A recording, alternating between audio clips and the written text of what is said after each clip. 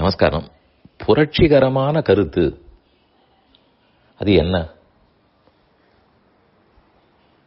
அப்படி ஒன்று சொல்ல வேண்டும், அப்படி இருந்தால் அதை கேட்க வேண்டும் என்று பலருக்கும் ஆசை இருக்கும். அந்த புரட்சியிலேயும் சற்று கான்ட்ரவர்சி கூடியிருக்குமானால் இன்னும் அதிக பேர் விரும்புவார்கள். ராமாயணத்தில் இருக்கிற உயர்ந்த கதை, பாரதத்தில் இருக்கிற சரித்திரம், புராணங்களில் இருக்கிற கருத்துகள், இவற்றையெல்லாம் சொன்னால் குறைவானவர்கள் பார்ப்பார்கள்.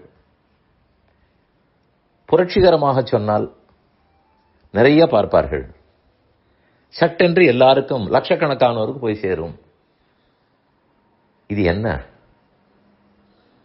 நாம் நினைப்பதிருப்பது ஒன்று, ஆனால் உண்மை வேறொன்று. புரட்சிகரமான கருத்து என்று சொன்னாலே முதலில் என் மனதில் உதித்த, என் புத்தியில் பட்ட புது கருத்து நினைத்துக் கொண்டிருக்கிறோம். அப்பதானே புரட்சிகரம். பழையதாக இருந்தால் புரட்சிகரமா? புது கருத்து சொல்ல வேண்டும். இரண்டாவது டெஸ்ட், சமுதாயத்தில் பரவலாக ஒத்துக்கொள்ளப்பட்டது எதுவோ அதை எதிர்த்து கருத்து சொன்னால் புரட்சிகரமான கருத்து. இதுவும் நமக்கு ஒரு எண்ணம். இந்த ரெண்டு எண்ணங்களும் சரியான சிந்தித்து பார்க்கவும். புதியதாக கண்டுபிடித்து சொன்னதுக்காக புரட்சிகரமாகாது. பலரும் ஏற்றுக்கொண்டதை திரும்ப சொன்னதற்காகவும் புரட்சிகரமாகாது. பின் எது புரட்சிகரமான கருத்து?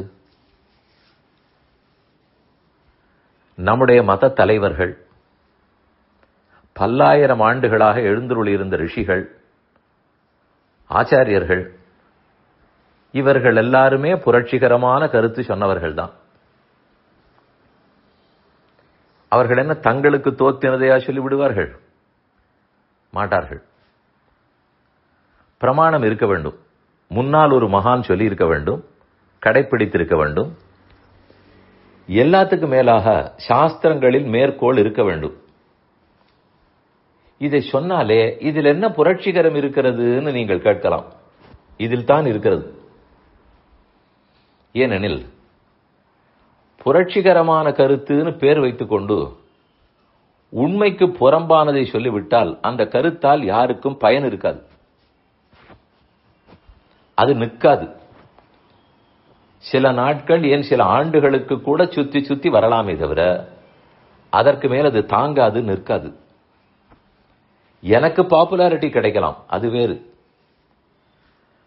ஆனா அந்த கருத்து நிலைக்குமா? நிலைக்காது. அதனால் மக்கள் பயன்பெறுவார்களா? மாட்டார்கள். அதனால் தான் சொல்ல வந்தேன், புரட்சிகரம்ங்கிற பேரில் உண்மைக்கு புறம்பானதை எனக்கு தோத்திற்று என்று சொல்லவே கூடாது.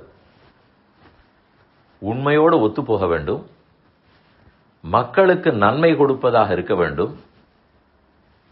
பழைய நூல்களில் அதற்கு அத்தாட்சி இருக்க வேண்டும். சரி, இப்படியெல்லாம் இருந்து விட்டால் அது என்ன புரட்சிகரம் இருக்கிறதுன்னு சொல்லுகிறீர்களா? இருக்கிறதே. அந்த கருத்து எடுபடாமல் போயிருக்குமானால், அந்த பழைய கருத்து மறைந்து போயிருக்குமானால், அதற்கு எதிராக பிரச்சாரங்கள் வந்திருக்குமானால், அவற்றையெல்லாம் உடைத்து அதே கருத்தை திரும்ப நிலைநிறுத்தினால் அதுதான் புரட்சிகரம். பாரதம் சுதந்திர நாடாகத்தான் இருந்தது. நடுவிலே அந்நியர்கள் வந்து பிடித்தனர், சண்டையிட்டனர், எவ்வளவோ கஷ்ட நஷ்டங்களை கொடுத்தார்கள். புரட்சி வெடித்தது. மீண்டும் சுதந்திரம் பெற்றோம். அடியேன் மீண்டும்னு சொல்லுகிறேன். ஏனால் சுதந்திரமாகத்தான் இருந்தோம், நடுவில் இழந்தோம், பின்னர் மீண்டும் பெற்றோம். புரட்சி வெடித்ததுன்னு சொல்லும்போது புதியதாக ஏதாவது நடந்ததா? பழையது ரீஎஸ்டாப்ளிஷ் பண்ணப்பட்டது. அந்த பழையது இல்லை, நீங்கள் அடிமை நாடு, உங்களுக்கு ஒன்றும் தெரியாது என்று வந்தவர்கள் பொய் சொல்லி திரிந்தனர். அது இல்லை என்று எதிர்த்தார்களே தவிர இது பாரதத்துக்கு மட்டுமல்ல, உலகத்தில் இருக்கும் எந்த நாடுமே சுதந்திரமான நாடுதான். பல நாடுகளும் அப்படித்தான் இருந்தன. மற்ற பேர் முற்றுகையிடுவார்கள், பிடித்து விடுவார்கள். அவரவர்கள் போராடி சுதந்திரத்தை திரும்ப பெறுகிறார்கள். அங்கங்கு புரட்சி வெடிக்கும். ஆனால் புதியதாக ஒன்றை சொல்லுவதற்கல்ல, பழையதை நிலைநாட்ட. இது ஏன் சொல்லுகிறேன் என்றால், அந்த பழையதை நிலைநாட்டுவதற்காக பேசும்போது பாப்புலாரிட்டி வருவதில்லை. அதனால் இந்த கருத்தே பிரயோஜனம் இல்லை என்கிற நிலைக்கு தள்ளப்படுவோம். அப்படி அல்ல, அந்த கருத்து தான் பயனுடையது. அதை பாப்புலர் ஆக்க வேண்டியதுதான் தர்மத்தில் ஆசை இருப்பவர்களின் வேலை. இல்லை என்றால் உண்மை எதுவோ அது பாப்புலர் ஆகாமல், புரட்டு எதுவோ அது பாப்புலர் ஆகிக்கொண்டே இருக்கும். சரி, கலிகாலம், அதனால் இப்படி நடக்கிறது என்று வேண்டுமானாலும் சமாதானப்படுத்திக் கொள்ளலாம். ஆனால் யதாஸ்திதி, உண்மை நிலை யாது? புரட்சிகரமான கருத்துங்கிற பேரில் உண்மைக்கு புறம்பாக பேசக்கூடாது. அது மக்களுக்கு பயனுள்ளதாக இருக்க வேண்டும். எனக்கு தோன்றிற்று என்று சொல்லுவதும் அல்ல. பகவத் ராமானுஜர் எழுந்தருளியிருந்தார் 1008 ஆண்டுகளுக்கு முன்னால். அப்பதான் அவர் பிறந்தது. அவரையே புரட்சிகரமான கருத்து சொன்னவர். அவர் ஒரு சிறந்த சமூக சீர்திருத்தவாதின்னு சொல்லுகிறோம். என்ன செய்தார்? எதையும் வேதத்துக்கு புறம்பாகவோ நூல்களுக்கு புறங்காகவோ செய்யவில்லை. செய்யவும் மாட்டார்கள். ஒரு ஆச்சாரியனும் செய்ய மாட்டார். ஆனால் அதை எப்படி ஏற்றுக்கொள்ளப்படுமோ, அந்த உண்மையை எல்லாரும் எப்படி ஏற்பார்களோ அந்த விதத்தில் எடுத்து சொன்னார். மறைந்து போயிருந்த அந்த பழமையை மீண்டும் நிலைநாட்டினார். அதனால் தான் அவரை புரட்சிக்காரர்னு சொல்லுகிறோம். அதனால் நாம் தான், நுகர்வோர் தான் புரிந்து கொள்ள வேண்டும். பழைய கருத்துகள் மீண்டும் சொல்லப்பட்டு அது நிலைநாட்டப்படும் போதும் அதெல்லாம் பழமை, பாப்புலராக இருக்காது அப்படிங்கிற நிலைமையே உருவாகாமல், அதுக்கு ஒரு ரிசர்ஜன்ஸ் ஏற்பட்டு, ரெனியூடு இன்ட்ரெஸ்ட் ஏற்பட்டு, பழமைக்கு இத்தனை பேர் வருகிறார்களே என்று மூக்கில் விரலை வைக்கும்படி ஆக்க வேண்டும்.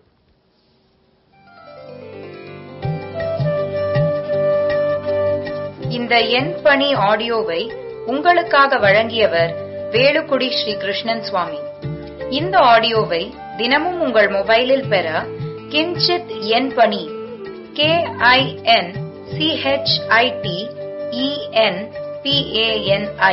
என்ற ஆப்பை கூகுள் பிளே ஸ்டோரிலோ அல்லது ஆப்பிள் ஐ ஸ்டோரிலோ டவுன்லோட் செய்து கொள்ளவும். தினம்தோறும் இது போன்ற உபன்யாசங்களை கேட்டு மகிழவும்.